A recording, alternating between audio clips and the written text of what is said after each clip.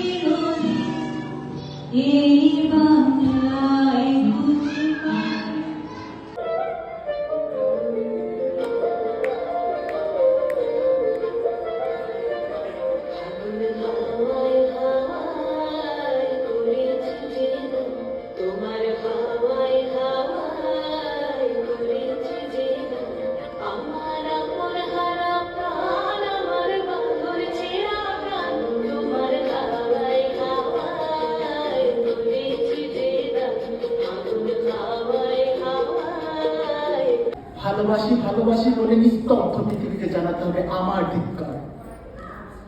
না, প্রতিধ্বনি ফিরে শুধু জবাবের আর্তনাদ। আওয়াজ হয়তো ঠিকই পৌঁছবে, কিন্তু বিমূঢ় সময় ভালোবাসার তীক্ষ্ণতায় জ্বলে পড়ে না। যদি এইটুকু হয় কথা, যদি হারানোর এত অভিমান, তবে হৃদয়ের আশায় রইলাম না হয় বহুকাল। ভালোবাসি জোছনায় কাশ বনে ছুটতে, ছায়া ঘেরা মৃদু পথে ভালোবাসি হাঁটতে, দূর পাহাড়ের গায়ে গধূলির আলো মেঘে ভালো লাগে থাকতে, সবুজ দিগন্তে তবুও কিছুই যেন ভালো যে লাগে না কেন। উদাসী পথ মাঝে মন করে থাকে যে কোথায় রয়েছে ভাবি লুকিয়ে বিষয় তবুও।